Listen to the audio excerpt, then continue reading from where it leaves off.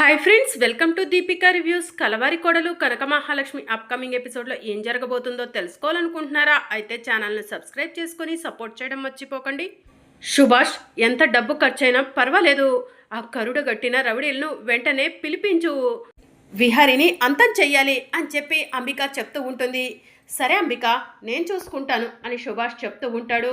ఇక అంబిక కారులో వెళ్తూ ఉంటుంది. ఇప్పుడు ఇంటికి వెళ్తే ఖచ్చితంగా విహారీ నన్ను వి ఆర్గానిక్స్ని గురించి ప్రశ్నిస్తాడు. విహారీకి నేను ఏం చెప్పాలి? అసలు ఇందాకలా నా గొంతు పట్టుకుంది ఎవరు? లక్ష్మి అయ్యుంటుందా? ఆ లక్ష్మి మాత్రమే అలా చేయగలదు అని అంబిక ఆలోచిస్తూ ఉంటుంది. ఓసే లక్ష్మి, నువ్వు ఇంటి నుంచి శాశ్వతంగా వెళ్ళిపోయావు. మా ఇంటికి పట్టిన దరిద్రం పీడ వదిలిపోయింది. నాకు ఇక అడ్డే లేదు అనుకున్న సమయంలో మళ్ళీ ఎక్కడి నుంచి దాపరించావే? నిన్ను వదలను, ఆ విహారీ గాడిని వదలను అని చెప్పి అంబిక మనసులో అనుకుంటూ ఉంటుంది. ఇక మరోవైపు విహారీ ఇంటికి వెళ్తాడు. అంబికత్తయ్య, అంబికత్తయ్య అని కోపంగా పిలుస్తూ ఉంటాడు. ఏమైంది నాన్న? ఎందుకు అంత కోపంగా ఉన్నావు అని యమున విహారీని చూసి అడుగుతూ ఉంటుంది. అంబికత్తయ్య ఎక్కడమ్మా అని విహారీ అడుగుతూ ఉంటాడు. అంబిక ఇంకా రాలేదు నాన్న అని చెప్పి యమున చెప్తూ ఉంటుంది. అప్పుడే అంబిక వస్తూ ఉంటుంది. అదిగో పిన్ని వస్తుంది బావా అని సహస్ర చెప్తూ ఉంటుంది. ఏమైంది అని అంబిక అడుగుతూ ఉంటుంది. అత్తయ్య, నువ్వు నాతో ఎందుకు అబద్ధం చెప్పావు అని విహారీ అడుగుతూ ఉంటాడు. అబద్ధం చెప్పానా? ఏమని విహారీ అని చెప్పి అంబిక అడుగుతూ ఉంటుంది. వి ఆర్గానిక్స్ని ఎక్స్పెండ్ చేస్తున్నానని అబద్ధం చెప్పి అమ్మేశావు కదా ఆ వెంకట్రావుకి అని చెప్పి విహారీ అడుగుతూ ఉంటాడు. విహారీ, వి ఆర్గానిక్స్ని అమ్ముతా అంటే నువ్వు ఒప్పుకోవు కదా, అందుకే ఎక్స్పెండ్ చేస్తున్నానని అబద్ధం చెప్పాను అని అంబిక చెప్తూ ఉంటుంది. ఎందుకు అసలు వి ఆర్గానిక్స్ని అమ్మేయాలనుకున్నారు అని చెప్పి విహారీ అడుగుతూ ఉంటాడు. విహారీ, వి ఆర్గానిక్స్ నుంచి మనకు ఎలాంటి లాభాలు రావట్లేదు. ఇంకా చెప్పాలంటే రైతులు బాగుపడిపోతున్నారు. రైతుల కోసం మన చేతిలో రూపాయి తీసి వాళ్ళకు పెట్టాల్సి వస్తుంది. అందుకే వి ఆర్గానిక్స్ని అమ్మేద్దాం అనుకున్నాను విహారీ అని చెప్పి అంబిక చెప్తూ ఉంటుంది. అత్తయ్య, ఇంకెప్పుడు కూడా ఇలాంటి నిర్ణయం తీసుకోకండి. వి ఆర్గానిక్స్ అనేది రైతుల సంతోషం కోసం స్థాపించిన సంస్థ. అలాంటి వి ఆర్గానిక్స్ని అమ్మి నాకు కోపం తెప్పించకండి అని విహారీ అంటూ ఉంటాడు. సరే విహారీ, నువ్వు చెప్పావు కదా, ఇక వి ఆర్గానిక్స్ని అమ్మాలన్న ఆలోచన నా మనసులోకి రానివ్వను అని చెప్పి అంబిక చెప్తూ ఉంటుంది. నానా విహారీ, వి ఆర్గానిక్స్పై నీకు ఇంత అభిమానం ఉంది, ఇంత ప్రేమ ఉంది. అలాంటి సమయంలో నువ్వు వి ఆర్గానిక్స్నైనా చూసుకుంటే బాగుంటుంది కదా. నువ్వు ఈ సమయంలో ఇలా తాగుతూ ఉండటం ఏం బాలేదు నాన్న. ఇక నువ్వు ఈ తాగుడు వదిలేసేయాలి, లేదంటే ఈ అమ్మ మీద ఒట్టే అని యమున అంటూ ఉంటుంది. ఇక విహారీ, అమ్మా ఏంటమ్మా ఇలా చేస్తున్నావు అని అడుగుతూ ఉంటాడు. అవును విహారీ, నువ్వు తాగకుండా ఉండాలంటే ఏం చేయాలో నాకు అర్థం కావట్లేదు. రేపో మాపో నీకు బిడ్డ పుడతాడు. నువ్వు బిడ్డతో సంతోషంగా ఆడుకుంటూ ఉండాలే కానీ ఇలా తాగుడుకు బానిసై ఉంటే నేను చూడలేవను విహారీ అని చెప్పి యమున చెప్తూ ఉంటుంది. సరే అమ్మా, నువ్వు నీ మీద ప్రమాణం చేయించుకున్నావు కాబట్టి ఈ రోజు నుంచి నేను తాగను అని విహారీ చెప్తూ ఉంటాడు. చాలా సంతోషంగా ఉంది నాన్న నువ్వు ఈ నిర్ణయం తీసుకున్నందుకు అని చెప్పి యమున అంటుంది. అత్తయ్య, రేపటి నుంచి వి ఆర్గానిక్స్ని నేనే దగ్గరుండి చూసుకుంటాను అని విహారీ చెప్తూ ఉంటాడు. సరే విహారీ అని చెప్పి అంబిక అంటుంది. బావా, నువ్వు రేపటి నుంచి తాగనని చెప్తే ఎంతో సంతోషంగా అనిపిస్తుంది అని సహస్ర చెప్తూ ఉంటుంది. సహస్ర, ఇక నీకు అన్ని మంచి రోజులేనే. రేపో ఎల్లుండో నీకు బిడ్డ పుడతాడు. విహారీ కూడా తాగుడు వదిలేస్తా అంటున్నాడు అని పద్మాక్షి చెప్తూ ఉంటుంది. ఏంటి, సహస్రకు రేపో ఎల్లుండో బిడ్డ పుట్టేస్తాడా అని విహారీ అడుగుతూ ఉంటాడు. అవును విహారీ, సహస్ర 9 నెలలు నీ తాగుడుతోనే గడిచిపోయింది అని పద్మాక్షి చెప్తూ ఉంటుంది. సహస్ర, నా వల్ల ఎన్ని రోజులు నువ్వు బాధపడి ఉంటే నన్ను క్షమించు అని విహారీ చెప్తూ ఉంటాడు. బావా, నువ్వు నన్ను క్షమాపణ అడగటం ఏంటి అని సహస్ర అంటూ ఉంటుంది. సహస్ర, ఇక విహారీని తీసుకెళ్ళమ్మా, వాడు ఫ్రెష్ అవుతాడు అని యమున అంటూ ఉంటుంది. సహస్ర, నువ్వు వద్దులే, రెస్ట్ తీసుకో, నేను వెళ్తాను అని చెప్పి విహారీ తన రూమ్లోకి వెళ్తాడు. ఇక యమున పరిగెత్తుకుంటూ పూజ గదిలోకి వెళ్తుంది. దేవుడా, నా కొడుకు తాగుడు వదిలేస్తా అన్నాడు, వాడు తిరిగి మామూలు మనిషి అవుతున్నాడు, నాకు చాలా సంతోషంగా ఉందయ్యా అని చెప్పి యమున దేవుడికి దండం పెట్టుకుంటుంది. ఇక మరోవైపు లక్ష్మి ఒంటరిగా కూర్చుంటుంది. ఇక విహారీ గురించి ఆలోచిస్తూ ఉంటుంది.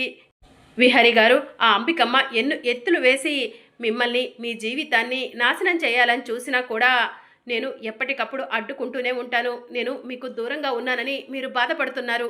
నేను మీకు దూరంగా ఉన్నా కూడా నా మనసంతా కూడా మీపైనే ఉంది విహారీ గారు. మిమ్మల్ని ఒక కంట కనిపెడుతూనే ఉంటాను అని చెప్పి లక్ష్మి మనసులో అనుకుంటూ ఉంటుంది. ఇక మరోవైపు మార్నింగ్ అవుతుంది. విహారీ ఫ్రెష్ అయ్యి రూమ్లో నుంచి బయటకు వస్తూ ఉంటాడు. యమున విహారీని చూసి, నాన్న విహారీ, ఎన్ని రోజులు అవుతుందిరా నిన్ను ఇలా చూసి అని చెప్పి అంటూ ఉంటుంది. నాకు చాలా సంతోషంగా ఉంది విహారీ అని యమున చెప్తూ ఉంటుంది. బావా, ఎక్కడికి వెళ్తున్నావు, ఇంత అందంగా రెడీ అయ్యావు అని సహస్ర అడుగుతూ ఉంటుంది. వి ఆర్గానిక్స్ని చూసుకుంటానని, తాగుడు మానేస్తానని అమ్మకు మాటిచ్చాను కదా సహస్ర, వి ఆర్గానిక్స్ని చూడటానికే వెళ్తున్నాను అని విహారీ చెప్తూ ఉంటాడు. చాలా సంతోషంగా ఉంది బావా, నీలో నేను చూడాలనుకుంది ఇదే బావా. చాలా రోజుల నుంచి నువ్వు ఇలా ఉండట్లేదు బావా, నిన్ను ఇలా చూసి నా సంతోషానికి అవధులు లేకుండా పోయాయి బావా అని సహస్ర చెప్తూ ఉంటుంది. సరే అమ్మా, ఇక నేను బయలుదేరతాను అని విహారీ అంటూ ఉంటే, సరే నాన్న అని చెప్పి యమున అంటుంది. ఇక విహారీ చాలా స్పీడ్గా కార్ డ్రైవ్ చేస్తూ వెళ్తూ ఉంటాడు. ఇక మరోవైపు అంబిక సుభాష్కి ఫోన్ చేస్తుంది. సుభాష్, ఆ విహారీ బయలుదేరాడు, మనం అరేంజ్ చేసిన రౌడీలు రెడీగా ఉన్నారా అని అంబిక అడుగుతూ ఉంటుంది. రెడీగానే ఉన్నారు అంబిక అని చెప్పి సుభాష్ చెప్తూ ఉంటాడు. సరే, వాడు వి ఆర్గానిక్స్కి వెళ్ళే రూట్లో వెళ్తున్నాడు, వి ఆర్గానిక్స్ దగ్గరికే వెళ్తున్నాడు. ఆ రూట్లో జనాలు కూడా పెద్దగా ఉండరు కాబట్టి వాడిని వేసేయటానికి ఈజీగా ఉంటుంది. ఎట్టి పరిస్థితుల్లో వాడికి మన పైన అనుమానం రాకూడదు అని అంబిక చెప్తూ ఉంటుంది. అంబిక, నేను అరేంజ్ చేసిన రౌడీలు విహారీని చంపేస్తారు, విహారీకి ఇంకెలా అనుమానం వస్తుంది అని సుభాష్ అంటూ ఉంటాడు. ఒకవేళ మన దురదృష్టం కొద్దీ వాడు తప్పించుకున్నాడే అనుకో, మనల్ని గుర్తుపట్టకూడదు సుభాష్ అని అంబిక చెప్తూ ఉంటుంది. సరే అంబిక, నేను చూసుకుంటాను అని సుభాష్ ఫోన్ కట్ చేస్తాడు. విహారీ, ఈ రోజుతో నీ జీవితం తెల్లారబోతుంది అని అంబిక మనసులో అనుకుంటూ ఉంటుంది. లేకంటే ప్రతి విషయంలో నాకు నువ్వు అడ్డొస్తున్నావు, నిన్ను శాశ్వతంగా అడ్డు తొలగించుకుంటేనే నేను ఈ బిజినెస్ని, ఈ ఆఫీసుల్ని ఏదైనా చేయగలను అని చెప్పి అంబిక ఆలోచిస్తూ ఉంటుంది. ఇక మరోవైపు లక్ష్మి గుడికి రెడీ అవుతుంది. అమ్మ సిరి, ఎక్కడికి వెళ్తున్నావు అని బామ్మ అడుగుతూ ఉంటుంది. బామ్మ, గుడికి వెళ్ళొస్తాను అని చెప్పి లక్ష్మి చెప్తూ ఉంటుంది. ముందే చెప్తే నేను కూడా రెడీ అయ్యేదాన్ని కదమ్మా, ఒంటరిగా ఎలా వెళ్తావు, 7వ నెల కూడా వచ్చింది అని చెప్పి బామ్మ చెప్తూ ఉంటుంది. పర్వాలేదులే బామ్మ, దగ్గరే కదా, జాగ్రత్తగానే వెళ్ళొస్తాను అని లక్ష్మి చెప్తూ ఉంటుంది. సరే అమ్మ సిరి, జాగ్రత్త అని బామ్మ చెప్తుంది. ఇక లక్ష్మి గుడికి వెళ్తుంది. లక్ష్మిని చూసి పంతులు గారు, అమ్మ అర్చన అభిషేకమా అని చెప్పి అడుగుతూ ఉంటారు. పంతులు గారు, విహారీ గారి పేరు మీద అర్చన చేయండి అని లక్ష్మి చెప్తూ ఉంటుంది.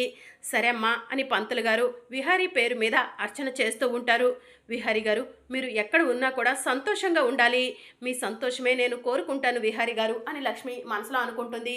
దేవుడా, విహారీ గారికి ఎలాంటి ప్రమాదాలు ఏర్పడకుండా ఆయన సంతోషంగా ఉండేలా చెయ్యి. ఆ అంబికమ్మ విహారీ గారిని తన ఆధీనంలోకి తెచ్చుకోవాలని చూస్తుంది. ఎట్టి పరిస్థితిలో అంబికమ్మ ఆటలు సాగనివ్వకు అని లక్ష్మి దేవుడికి నమస్కారం చేసుకుంటూ ఉంటుంది. అమ్మ హారతి తీసుకో అని పంతులు గారు హారతి తీసుకొచ్చి లక్ష్మికి ఇవ్వగానే లక్ష్మి హారతి తీసుకుంటూ ఉండగా సడన్గా హారతి ఆరిపోతుంది. ఇదేంటమ్మా ఇలాంటి అపశకనం, శుభమా అని పూజ చేసి హారతి ఇస్తుంటే హారతి కొండెక్కింది, ఇలా జరగకూడదమ్మా, అంటే పూజ చేసిన వ్యక్తికి ఏదో అశుభం జరగబోతుంది అని పంతులు గారు చెప్తూ ఉంటారు. పంతులు గారు చెప్పిన విధంగా నిజంగానే ఏదైనా అశుభం ఏర్పడుతుందా, విహారీ గారికి ఏదైనా ప్రమాదం ఏర్పడుతుందా అని లక్ష్మి ఆలోచిస్తూ ఉంటుంది.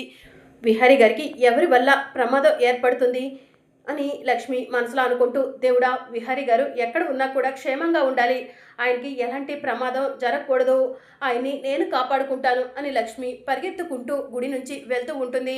పంతులు గారు అమ్మా అమ్మా అని పిలుస్తూ ఉంటారు. ఇక లక్ష్మి పంతులు గారి మాటను కూడా వినిపించుకోకుండా గుడి నుంచి పరిగెడుతూ ఉంటుంది. ఇక మరోవైపు విహారీ వి ఆర్గానిక్స్కి వెళ్ళే దారిలో అడ్డుగా రాళ్లు పెట్టి ఉంటాయి. ఇదేంటి, ఈ రూట్లో ఏదైనా వర్క్ నడుస్తుందా ఏంటి, రాళ్లు పెట్టారు అని విహారీ మనసులో అనుకుంటాడు. కారు దిగి అటు ఇటు చూస్తూ ఉంటాడు. అప్పుడే రౌడీలు విహారీ దగ్గరకు వచ్చి ఒక్కసారిగా విహారీపై అటాక్ చేస్తారు. విహారీ తిరిగి కొట్టడానికి కూడా ఆస్కారం లేకుండా 10 మంది రౌడీలు ఒక్కసారిగా వెనక నుంచి వచ్చి విహారీపై అటాక్ చేస్తారు. దాంతో విహారీ అక్కడికక్కడే స్పృహ కోల్పోతాడు. విహారీ తల నుంచి రక్తం వస్తూ ఉంటుంది. ఇక విహారీ అక్కడే స్పృహ కోల్పోవడంతో వెంటనే రౌడీలు విహారీ పల్స్ పట్టుకొని చెక్ చేసి చచ్చినట్టున్నాడురా, పదండి వెళ్ళిపోదాం అని అక్కడి నుంచి వెళ్ళిపోతూ ఉంటారు. ఇక విహారీ రోడ్డు మీద చావు బతుకుల మధ్య రక్తపు మడుగులో పడి ఉంటాడు. ఇక రౌడీలు వెంటనే సుభాష్కి ఫోన్ చేసి, బాస్ వాడు అయిపోయాడు, వాడి పని ఫినిష్ అని చెప్పి చెప్తూ ఉంటారు. ఏంట్రా మీరు చెప్పేది, అంత ఈజీగా విహారీని చంపేశారా అని సుభాష్ అంటూ ఉంటే, ఏంటి బాస్ మా గురించి తక్కువ అంచనా వేసావా ఏంటి, వాడు చావు మా చేతుల్లో అయిపోయింది సార్, ఇక మీరు వాడి గురించి ఆలోచించాల్సిన అవసరమే లేదు, మా పైన నమ్మకం లేకపోతే మీరు చెప్పిన లొకేషన్కి వచ్చేసి చూసుకోండి అని రౌడీలు చెప్తూ ఉంటారు. నమ్మకం ఉందిరా, థ్యాంక్ యూ సో మచ్, మీకు ఇవ్వాల్సిన అమౌంట్ ఫోన్పే చేస్తాను అని చెప్పి సుభాష్ ఫోన్ కట్ చేస్తాడు. ఇక మరోవైపు లక్ష్మి రోడ్డు మీద పరిగెత్తుకుంటూ వస్తూ ఉంటుంది. అసలు విహారీ గారు ఇంట్లో ఉన్నారా లేకపోతే ఇంకెక్కడికైనా వెళ్ళారా, చారుకేశ బాబాయ్కి ఫోన్ చేసి కనుక్కుంటాను అని లక్ష్మి మనసులో అనుకొని చారుకేశకు ఫోన్ చేస్తుంది. చారుకేశ ఫోన్ లిఫ్ట్ చేసి, ఏంటమ్మా లక్ష్మి అని చెప్పి అంటూ ఉంటాడు. బాబాయ్ విహారీ గారు ఇంట్లో ఉన్నారా అని లక్ష్మి అడుగుతూ ఉంటుంది. లేదమ్మా, నిన్న ఏం జరిగిందంటే యమునక్క విహారీ చేత ప్రమాణం చేపించుకుంది, విహారీ తాగనని యమునక్కకు మాట ఇచ్చాడు. ఇక విహారీ ఈరోజు ఉదయం లేచి వి ఆర్గానిక్స్ చూసుకుంటానని యమునక్కకు మాట ఇచ్చి మాట ప్రకారమే వి ఆర్గానిక్స్కి బయలుదేరాడమ్మా అని చెప్పి చారుకేశ చెప్తూ ఉంటాడు. బాబాయ్ విహారీ గారికి ఏదైనా ప్రమాదం జరుగుతుందేమోనని భయంగా ఉంది అని లక్ష్మి అంటుంది. ఎందుకమ్మా అలా అన్నావు అని చారుకేశ అంటూ ఉంటాడు. ఏమో బాబాయ్, విహారీ గారి పేరు మీద గుడిలో అర్చన చేపిస్తుంటే అనుకోకుండా హారతి కొండెక్కింది, నాకు చాలా భయంగా ఉంది, నేను కూడా వి ఆర్గానిక్స్ దగ్గరికి వెళ్తాను బాబాయ్, విహారీ గారిని చూస్తేనే నా మనసు ప్రశాంతంగా ఉంటుంది అని లక్ష్మి చెప్తూ ఉంటుంది. సరే అమ్మ పద, నేను కూడా వస్తాను అని చెప్పి చారుకేశ చెప్తూ ఉంటాడు. సరే బాబాయ్ అని లక్ష్మి ఫోన్ కట్ చేస్తుంది. ఇక లక్ష్మి వి ఆర్గానిక్స్ దగ్గరికి పరిగెత్తుకుంటూ వెళ్తూ ఉంటుంది. నొప్పులతో విలవిల్లాడుతూ అలా వి ఆర్గానిక్స్ దగ్గరికి వెళ్తూ ఉండగా నడి రోడ్డు మీద విహారీ రక్తపు మడుల్లో పడి ఉంటాడు. విహారీని చూసి లక్ష్మి పరిగెత్తుకుంటూ విహారీ దగ్గరకు వెళ్ళి, విహారీ గారు అని చెప్పి గట్టిగా అరుస్తూ విహారీని ఒడిలోకి తీసుకొని ఏడుస్తూ ఉంటుంది. విహారీ గారు కళ్ళు తెరవండి, విహారీ గారు కళ్ళు తెరవండి అని లక్ష్మి ఏడుస్తూ ఉంటుంది. ఇక లక్ష్మి అలా ఏడుస్తూ ఉన్నా కూడా విహారీ కళ్ళు తెరవకపోవడంతో లక్ష్మి టెన్షన్ పడుతూ ఉంటుంది. వెంటనే చారుకేశకు ఫోన్ చేసి, బాబాయ్ నేను అనుకున్నది జరిగిపోయింది, విహారీ గారు ప్రమాదంలో పడ్డారు బాబాయ్, రండి బాబాయ్ త్వరగా రండి అని లక్ష్మి చెప్తూ ఉంటుంది. ఎక్కడున్నావమ్మా అని చెప్పి చారుకేశ అడుగుతూ ఉంటాడు. బాబాయ్ వి ఆర్గానిక్స్కి వెళ్ళే రూట్లోనే ఉన్నాను, త్వరగా వచ్చేయండి బాబాయ్ అని లక్ష్మి చెప్పడంతో, సరే అమ్మా నేను కూడా దగ్గరలోనే ఉన్నాను వచ్చేస్తున్నాను అని చారుకేశ చెప్తూ ఉంటాడు. ఇక లక్ష్మి చారుకేశ ఇద్దరూ కలిసి విహారీని హాస్పిటల్కు తీసుకెళ్తారు. డాక్టర్ అని లక్ష్మి ఏడుస్తూ పిలుస్తూ ఉంటుంది. డాక్టర్ బయటికి వచ్చి, ఏం జరిగింది, యాక్సిడెంటా అని చెప్పి అడుగుతూ ఉంటారు. తెలియదు డాక్టర్, రోడ్డు మీద రక్తపు మడుగులో ఉన్నారు అని లక్ష్మి చెప్తూ ఉంటుంది. వెంటనే ఐసీలోకి తీసుకెళ్ళండి అని డాక్టర్ చెప్తూ ఉంటారు. ఇక డాక్టర్ విహారీకి ట్రీట్మెంట్ చేస్తూ ఉంటారు. డాక్టర్ ఎలా ఉంది విహారీ గారికి అని లక్ష్మి అంటూ ఉంటుంది. ఇప్పుడే ఏం చెప్పలేమమ్మా, ముందు ట్రీట్మెంట్ చేయనివ్వండి అని డాక్టర్ చెప్తూ ఉంటారు. మరి అప్కమింగ్ ఎపిసోడ్లో ఏం జరగనుందో తెలుసుకోవాలనుకుంటున్నారా? అయితే ఛానల్ను సబ్స్క్రైబ్ చేసుకుని సపోర్ట్ చేయడం మర్చిపోకండి. Thank you for watching.